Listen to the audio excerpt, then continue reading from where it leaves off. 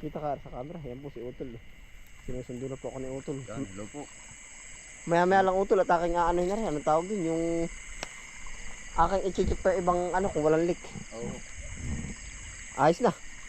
Doon mo na konti sa gate. Doon na ako, pupunta na sa gate. Oo, malapit na rin naman na rin. Ayos. Awan ko nga kung maano sa camera ay ayos din pala. Dahil pala medyo malayo. Pag nakatutok, hindi rin. Yung medyo malayo.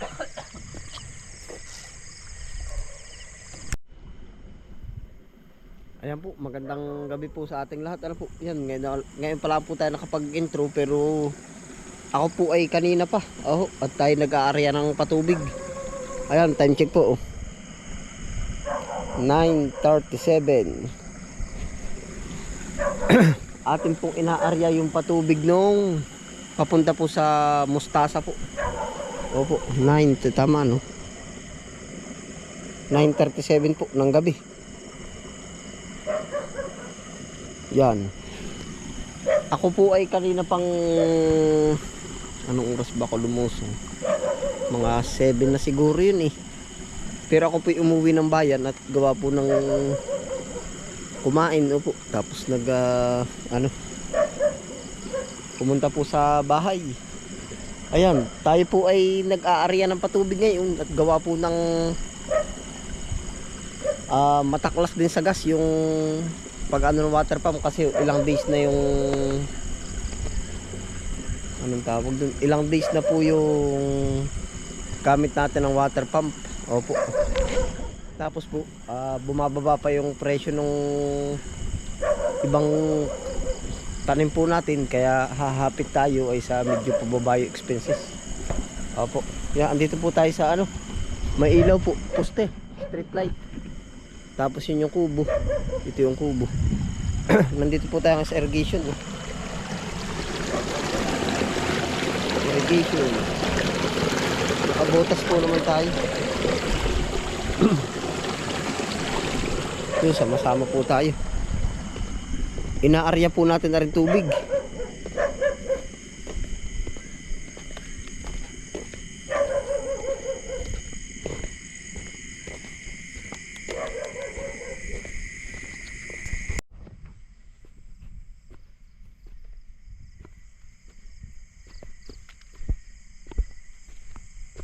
Yan, ito po yung mga patubig. Yun. Ayos naman. Ano din po eh. Kumbaga pag ito hindi ko ginawa, siguro po naman pag hindi ko po ginawa, malaki pa rin nga ang ma-expenses. Tapos po siguro po naman ay pasensya na po sa ating camera, nakaganto tayo. Siguro po naman gagawin natin ito ay every 1 week, once a week para mabadbad yung ating mga pananim po kung saan yung mas iga yung lupa para po makamenos-menos nga po. Ito yung ating water pump, nakaganyan po ang setup niya sa gabi. Kahit po wala siyang housing yung bahayan, safe naman po yung narto siya sa container. Yan, hindi siya kahit po umulan or ano, hindi siya kasyang pasukin. Ang hindi pa siya puno, posibleng hindi siya umapaw. Tapos andito na po tayo sa bandang ano yan. Tandaan nyo po yan yung mga pest net natin. May ano po, tarantula.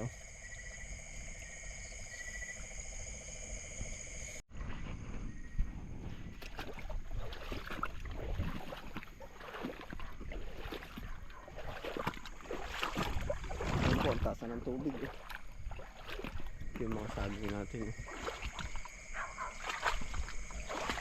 Yun pala si Utol. Woo! Yun po si Utol. Susunduin mo na ba ako? Susunduin mo na. Malinaw ba yan? Ilaw mo. Yan si Utol po. Woo!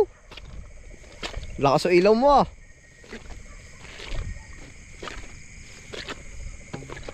Nahi po si Kalayas yun . Susunduin po ako. Nahi po tamang-tama at medyo puno na rin nga yung tubig. Ay, ayos na, walang leak. Yan po mga patapon ba.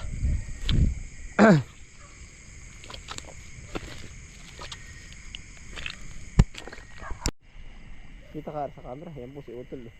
Sinusundo na po ako ni Utol. Yan, hello po. Maya maya lang Utol at aking aano na rin. Anong tawag din? Yung aking i-check pa ibang ano kung walang leak. Oo. Ayos na. Doon mo na konti sa gate. Doon na ako, puta na sa gate. Oo, malapit na rin naman na rin. Ayos. Awan ko nga kung maano sa camera ay ayos din pala. Dahil pala medyo malayo. Pag nakatutok, hindi rin. Yung medyo malayo.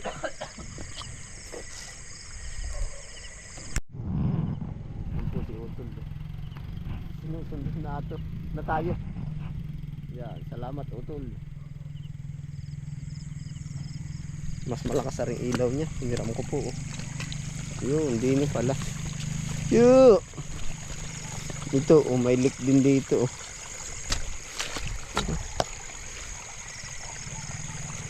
Nagkaroon din ng leak. Hindi ko agad na napansin. Pagkabi na rin pa. Lagyan na lang natin ang bato. Yun.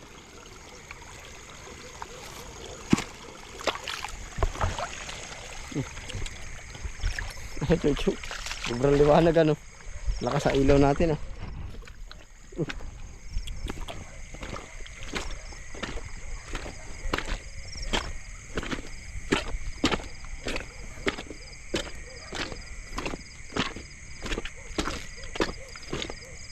Grabe naman po na ang init din Baga-bagaso na talaga yung ating ano lupa. Yan, ito Yan, mas nakakita po yung laki ng tubig nung mas malaki na rin yung ilaw. Yan.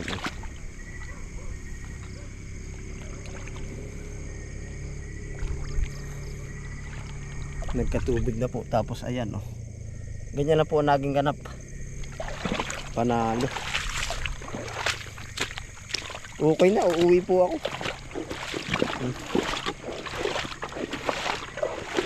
Dating gawi po uli yung ito ating pinapatubigan.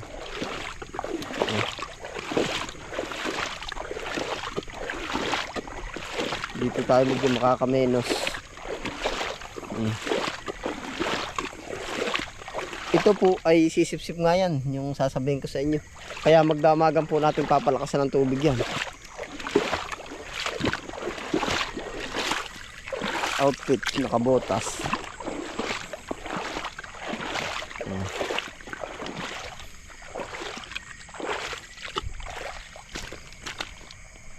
Biglang bumaba na rin po ang farm gate. Opo, 35 na lang. Ito. Yung siya nagsi-70 pa. Yan, tapos iaahon na din sa mga balon yan. Ito po yung mga paano natin.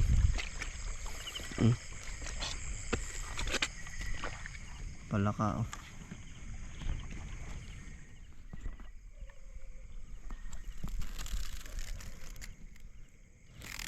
dami natin na ispat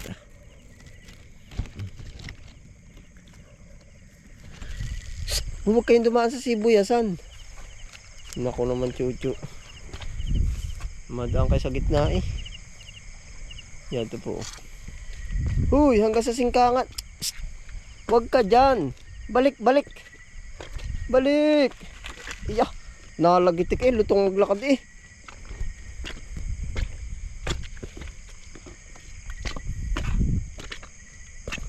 Ari po yung sibuyas. Singkang, ari pa po ang ating harvestin. Yan Wari ko wala pa tayo sa 1/4 nung nakaharvest po Opya.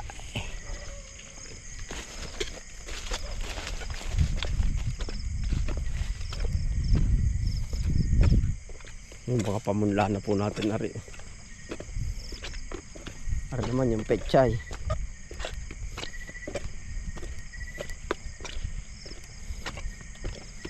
Yan, dito po naka-system pa rin po naman yung patubig natin Naka-centralize pa rin sa gitna. Yun Tapos ari pa po yung mga ready to harvest natin singkang.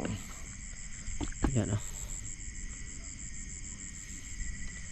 Biglang baba po ang presyo nitong singkang natin. biglang baba. Yan. Nag-ano na lang po siya. Nung nakaraan po 50 ng 50. Pero pagkabilis lumaki oh. Yan sinasabing garipulyo na oh. Laki.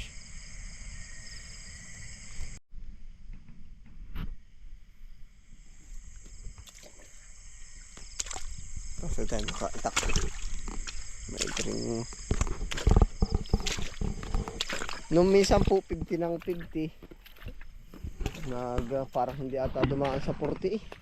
35 na kaagad sa agadan. 50 to 45 na po agad.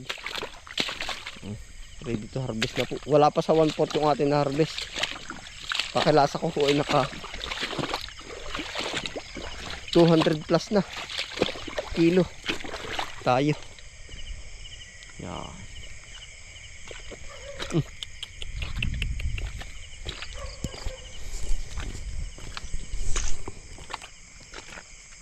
Ayun ay paano po, sinusundo na po ako ni Utol. Tayo dito na rin po maghihiwa-hiwalay sa episode na ito. Ano po, nagpatubig po tayo, gawa po ng yun nga na makamenos-menos. Oh yan, tara po, diretso na po tayo. Anong oras na? Diretso na tayo pa uwi. Alas 10:04. Ay hindi, ako po ay hindi na nakapag-intro nung kanina ng maaga. Opo, ngayon na. Ngayon pa lang. Opo. Yun, tara. Sama-sama po tayo. Ingat po ang lahat. Salamat po sa suporta. Ingat po ang lahat. Happy lang po. Bye.